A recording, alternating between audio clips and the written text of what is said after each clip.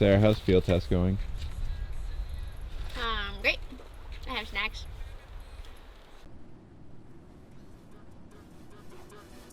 What?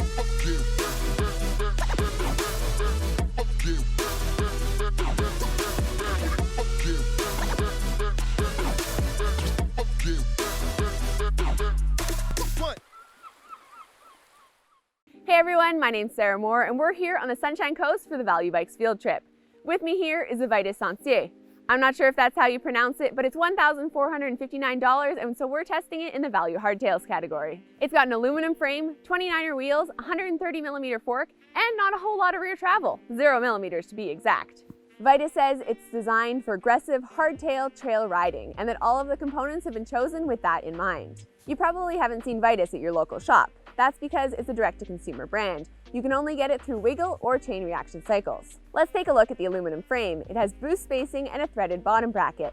The dropper post is internally routed, but none of the other cables are. Speaking of droppers, that's a 31.6 that you'll find on the Vitus, and depending on what size you're getting, you'll get between 100 and 150 millimeters of drop. There's room for one bottle in the frame, and there's minimal chainstay protection, so you may want to wrap a tube around that just to make sure that your bike is a little bit quieter. Let's take a look at the geometry, and the Vitus has some interesting numbers. It has a 66.5-degree head tube angle, which is in line with the other trail bikes that we're testing here, but it has a 73-degree seat tube angle, which is actually the slackest that we have on test. It's also got a 428mm reach, that's the shortest that we're riding on the size medium frame, and it also has 439mm chainstays, which are the longest here. If you're interested in picking up one of these for yourself, well, the Vitus Sentier starts at $1,100 US and goes all the way up to $2,200, with the bike that we're testing, the Vitus Sentier 29 VR, retailing for $1,459. For that price, you'll get a Marzocchi Z2 fork, Shimano's 1x11 drivetrain, Dior brakes, and a Brand X Ascend dropper post. It has Schwalbe's Magic Mary up front and a knobby nick in the rear. Altogether, it weighs 30 pounds and 3 ounces. All right, that's enough of the details. Let's get into what you really want to hear, how it rides out on the trail.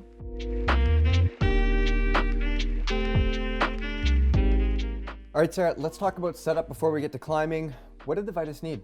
Well, it's a hardtail, so setup's not too complicated. We set up the fork according to the manufacturer's recommendations, and then the tires, we put in 21 PSI, 23 PSI, set them up tubeless, and we were good to go.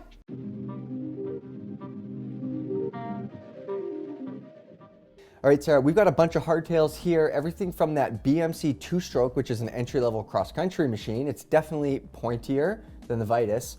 Where does the Vitus sit into this category? It looks really similar to that Norco, if I'm honest. Yeah, it's very similar to the climbing of that Norco fluid. It's definitely a more upright position than that BMC, which is, you know, a cross-country bike. Like you said, you're in a very aggressive position. So when you switch back and forth between the bikes, like we've been doing a whole lot here, that BMC, it's long and it's low. It feels aggressive on the climbs. You just want to attack the climbs on it. The Vitus, you're not going to attack the climbs. Yeah, I think this really underlines what the position on your bike gets you to do. Like when I sit on that BMC, I feel like I want to pedal hard.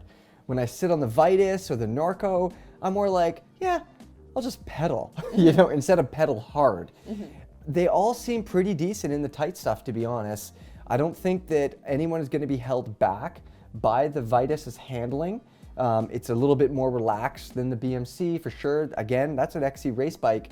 But I mean, in the tight stuff, did you feel held back at all by that Vitus? Yeah, I mean, it has slightly longer chainstays than any of the other bikes. So, you know what, it did feel a little bit at times going around some of the tighter corners. Like it wasn't quite as easy just to like flip that back end around.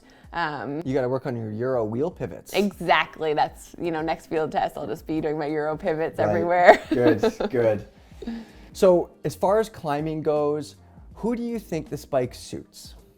I think it suits somebody who they want a bike that they can make it to the top of the climb, but they're not somebody who's just like focused on the climb. Right. It sounds like, I mean, if I was to boil that down, Sarah, it sounds like trail bike. Yeah, it's a trail bike. It does climbing, it gets up the hill, but it's not a race bike. It's not gonna, you know, inspire you to push on the pedals as hard as you can. Right.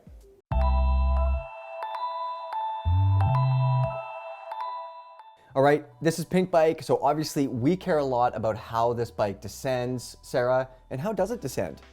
You know, it's kind of, I'm gonna say it again, on the climbing, it's kind of that middle ground. On the descending, it's kind of that middle ground as well. You know, it's nowhere near as aggressive as that Rocky Mountain Growler. You're nowhere near as confident, but compared to the BMC, which I was quite timid on, it's a lot more confident. You know, you got a dropper post, you got some good tires, you feel like you can just push it a little bit more on the downhills. Yeah, when I was on this bike, it never really felt like a progressive hardtail, like the marketing copy might say, but at the same time, it felt like a decent little trail bike. I was never gonna send it into anything that I can't see or take a whole lot of chances on this hardtail, and I was definitely dialing it back compared to the Growler, taking a little bit more cautious lines, playing around a little bit less. And that's because the bike basically is less composed at speed. It feels a little looser, but again, I mean, if you're used to a traditional hardtail, this thing is gonna feel extremely capable. All right, Sarah, we're talking about descending right now, and that means we're not getting out of here until I make you compare the Vitus to the Norco, because on paper, these bikes are pretty similar. So which one did you prefer and why? If I were just descending, I would definitely choose the Vitus over the Norco. It does have 10 millimeters more travel. That's not the reason why though, is it? No, just 10 mils? Yeah, just 10 mils more on the fork, but it definitely feels more composed. Okay, why do you think that is? I think it's the geometry. It has those longer chainstays, and yeah, it just feels more confident. And I mean, neither of these bikes, you're not going to be sending them into super rough terrain. They enjoy more, you know, smoother terrain, picking your line more carefully. But out of the two, definitely the Vitus is a more capable descender. Yeah, either of those hardtails, if you've got a 4 or 5-year-old hardtail in your garage, either the Norco or the Vitus are definitely more capable than whatever you have. But of the two, I also felt more comfortable on the Vitus over the Norco. Part of it was the brakes on the Norco. I didn't really get on with them, mostly because they didn't break. The Vitus either. I mean, we're comparing apples to apples. The Vitus's brakes were better, and I definitely gelled with it a little bit more, and maybe that longer rear end had something to do with it. But yeah, both bikes definitely suit smoother, faster terrain than anything with a lot of chunk and a lot of steepness.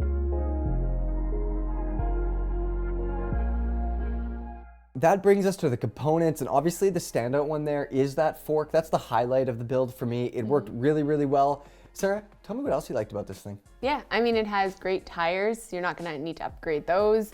They feel more confident on the downhills because of those. For sure, yeah. And then the other thing is that dropper post. It comes with the dropper post. Sarah, I know that you had some issues with the thumb lever. You said the ergonomics are not as good as they could be, but I mean, it's got a dropper post. Is this is the one where you have to unwrap your thumb a little more than you would like, I think, right? Yeah, it kind of, well, it also like kind of pushes further in than you would like to. Yeah, whatever remote they're using, you have to unwrap your thumb a lot, and then you also have to push the thumb paddle a whole bunch. And we tinkered with some cable adjustments, and yeah, there's a lot of good remotes out there right now, and it really highlights when you get a bad one. It's nice to see the bike come with a dropper post, but the remote could be better. One of the spec choices I wasn't a fan of was those brakes. What did you think about them? Yeah, I'm on the same page as you, Sarah. They're 2-piston Shimano Dior brakes. Yeah, you know, they work just fine, but there's a lot of inexpensive brakes out there that work way better than fine, and all of those don't come with resin pads like these value bikes do. So again, swap your brake pads, change your rotors, and you're gonna get way better brake performance.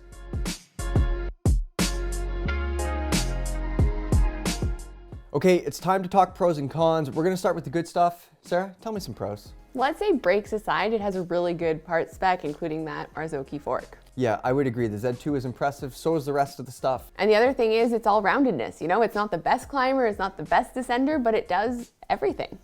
Yeah, it's not gonna be the best at the rowdy terrain, but I mean, everywhere else, yeah, there's not a lot to complain about.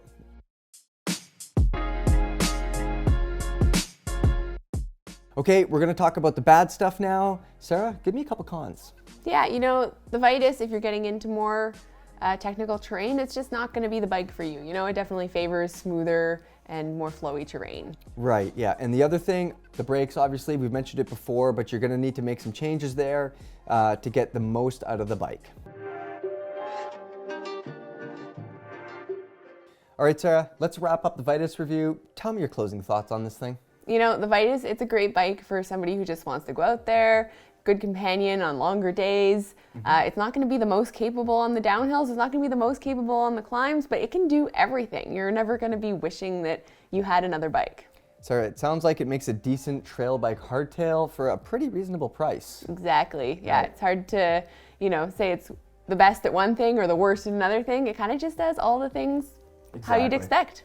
All right, so that's our review of the Vitus. Make sure you subscribe to the channel so you don't miss any of our value bike field trip reviews, because there are plenty more coming. And we'll see you next time around.